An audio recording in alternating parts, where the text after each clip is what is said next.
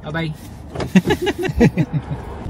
Sayang may lakad siya. Pero at least, di ba, nakapunta. Oo, nakasama siya.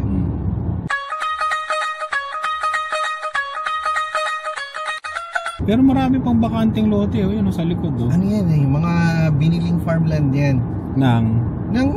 Ito, itong mga may-ari na to. Kaya bahay yan, yung likod niyan, farmland. Na pwede nilang so yung tax nun, iba. Mas mura. Kaya kung mapapansin mo doon sa saan ba yun? Number 6 road, usually yung mga bahay doon, mansion. Tapos yung likod nun, farmland. Yung mga pinupuntahan namin dati na parang park na farm, pinagkakakitaan pa ng mga incheck. Nagta-charge sila ng $20 sa mga taong gustong pumunta sa bakuran nila. Para lang mag-harvest kunyari. Hindi naman harvest, pero galagay sila ng mga animals. Okay. Na pwede nilang i-feed, ganon. Yan ang mga lakaran nila dito. Pero yung mga bahay luma na, no? Yung iba na. Pero ito, milyon na to, no? Ay, oo, yung mga ganyan. Mahina ang 2.2 million dyan. Grabe, no? Sa mga ganyan.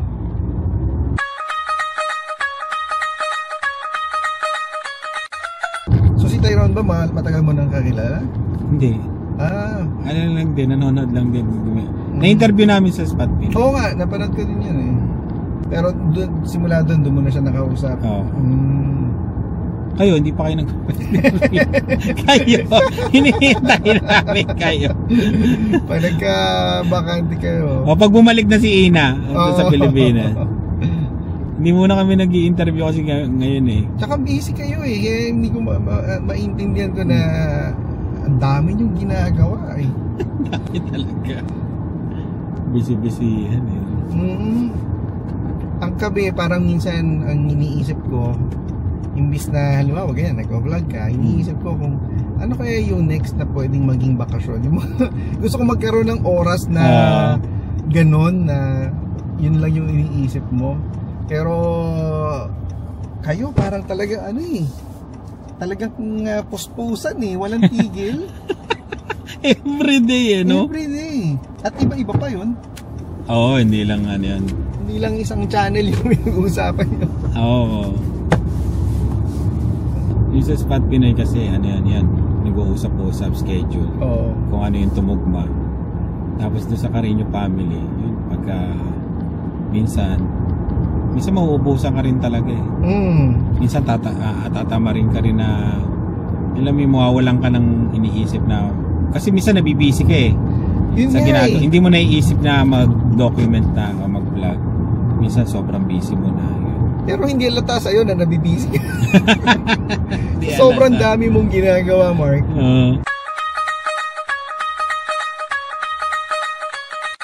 Ewan ko, siguro kasi personality ko lang talaga. Kasi introvert ako eh. Yung parang nauubusan din ako pagka halimbawa sobrang parati kang nasa labas, tapos salita ka ng salita. Parang nauubos yung energy ko sa ganun. So ako, ang recharge ko talaga, lumalayo ako tapos tahimik muna din, tsaka ako minsan ako ganun din pero ikaw extrovert ka, feeling ko mas lalo kang ginaganahan sa pagsasalita or sa pag-i-engage pagka marami ka nakakausap. Parang ganun ka. Ganun. So yun nga, kaya lalo ako nagkakaroon ng idea. Yun. So parang extrovert yung nakikita ko sa'yo. Ang daming naiisip. Which is bagay naman sa field na na-choose mo. Dahil ang dami mo naisip na kung ano yung klaseng negosyo na daming. Pero in fairness, nagagawa mo kasi iniisip ko muna kung kakayanin eh. Pag hindi kakayanin, hindi ko itutuloy. Pag alam kong doable, sige, laban niya. So si Aero ba full-time sa sa Talentado? Hindi, may full-time din siya. Isa rin magaling 'yon. So meron siyang full-time tapos side hustle niya yung side hustle niya yung Talentado. Wow. Magaling din 'yon. Siya yung nakikipag-usap sa mga advertiser dati ng Carino family. Pagka nagmi-meeting kami, siya yung kinukuha kong kausap.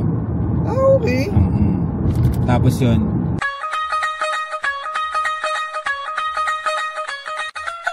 yung kwento ng talentado, sabi niya, kuya, gawin na kaya natin tong business dati.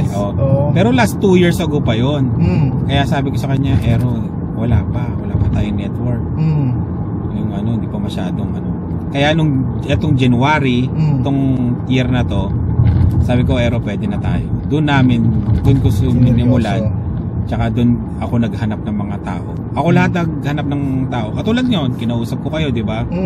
Yung mga alam ko may potential na pwedeng makasama, yun, na kakausapin, mimitingin, yun, hanggang sa makabuo ng team. Isipin mo nga, yung mga target mo na ito, yung mga tao, tsaka yung deadline, lahat yun, nagawa mo na Bali next year ang na puspusan na to kasi talagang kailangan niya ng mag full time ka. Kailangan na mag-profit yung kasi lumalaki na rin yung may mga income, may expenses na kasi. Siyempre nagbabayad na kami ng opisina. May siyempre mga ganung gastos. Ang kalabang mo lang talaga dun sa Saskatchewan, yung lamig lang talaga. Lamig, snow, yan. So hindi ka talaga makalabas? Makalabas ka rin, magmumall ka, ganun. Pero may snow talaga sa labas, malamig. Kailangan talaga proper na damit. Pero hindi dito na parang halimbawa ganyan, lalabas ka lang, maganda yung araw, labas ka. Ganito weather sa Regina, naka-t-shirt na lang ako nito. Tsaka naka-short na ako nito. Makakita mo dun, -10 nga, plus 10, plus 1. Wala na, naka-short na yung mga kabataan dun na iba. Makikita mo. Kahit ako, lumalabas. Yung ganito ng araw, tirik na tirik. Oo, ngayon nga lang yan Ang forecast ngayon, rain nakalagay. Nakisama. Sabi niya, uy, lalabas si Mark ng hapon. Asa rin natin para mabudol natin siya. Mabudol natin siya dito ulit. Pero gusto ko talaga dito nung June nga Sabi ko nga kung nakakita ako at saka yung yung mga kausap ko na nakakita ako ng biglang room for rent kasi pumayag na si Lani.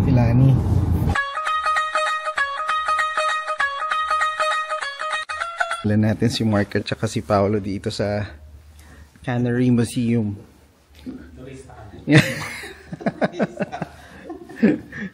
First time ko lang din nagpunta dito Sushana. Yung mga luma nilang motor, boat engine, galing din. Naka-serve nila to, Yung dati talaga rin naman Kumunti na yung laman meron pa yun sa gitna dati doon sa video na nakita ko. Makikita mo dito yung yung bangka na restore. Pwede. Yung bangka ni Cesar Montano nandito rin. Ay, muro ami.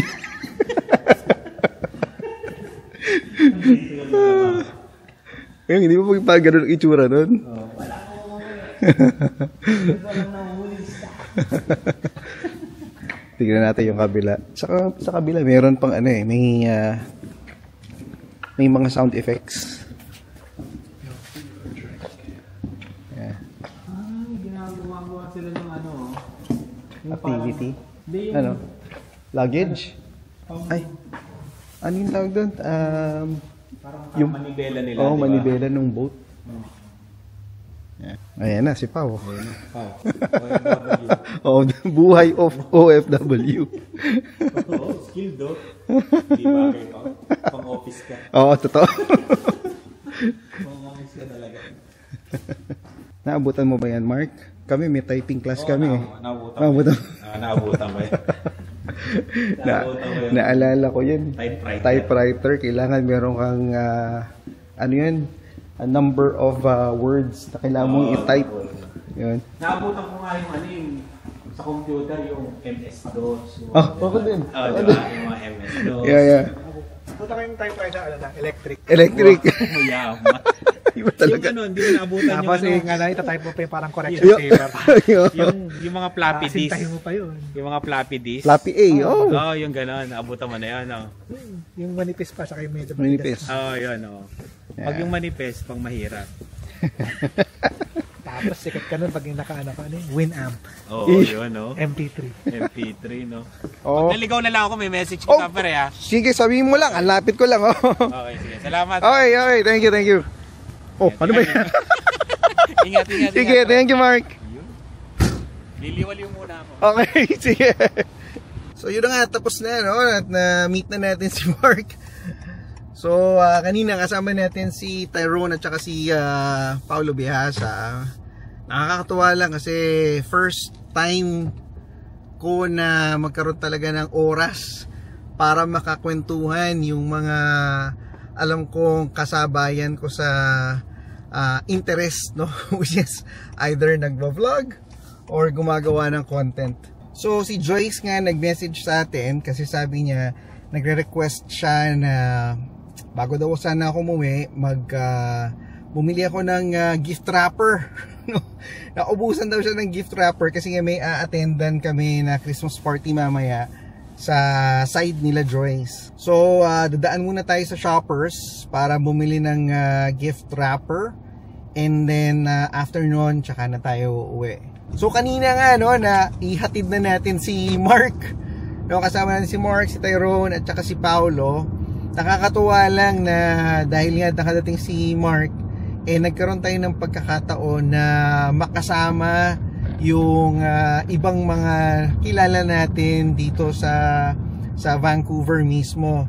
So nagkaroon ng kita niyo naman siguro sa previous clip, no, nag-lunch kami sa Silog na restaurant and kwentuhan lang talaga at times, no, dahil sa siguro nature na rin natin na pagiging Pilipino, hinahanap-hanap natin yung ganong klaseng conversation na kung saan everything goes lang. Yung tapang walang specific topic pero spur of the moment topics kusa na lang talagang naglalabasan.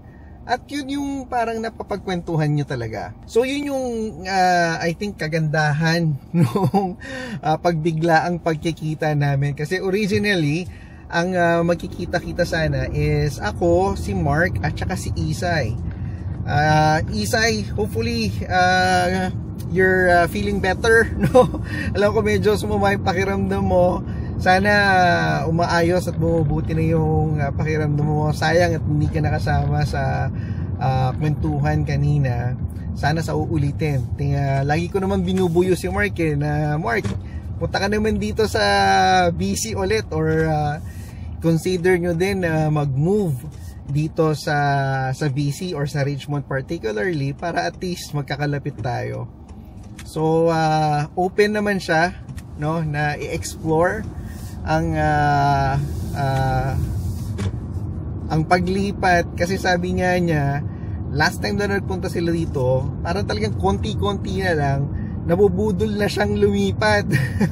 Kasi nung nagko-compute sila on the rent doon sa isang property na tinitignan nila somewhere in Surrey, I think it's well within the budget na tinitignan nila. Hindi nga natuloy kasi I think for some reason, pero sabi ko consider mo pa rin, no? Madami ka nang kakilala dito, hindi ka naman for sure mag-uumpisa from scratch, no? Dahil marami naman silang kakilala at network na makakatulong sa mga ginagawa nila.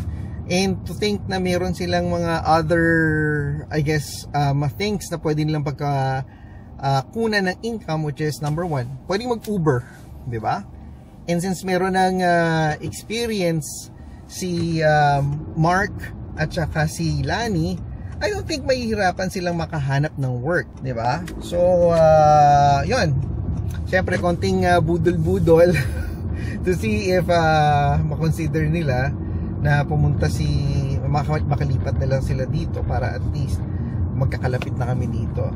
Well, anyway, yun lang, update ko lang kayo, and then bibili na lang muna tayo ng gift wrapper na hinihingi ni Joyce, and then magkita tayo ulit mamaya. City of mine, how I love the city of mine. It never gets me down. City of mine, how I love the city of mine.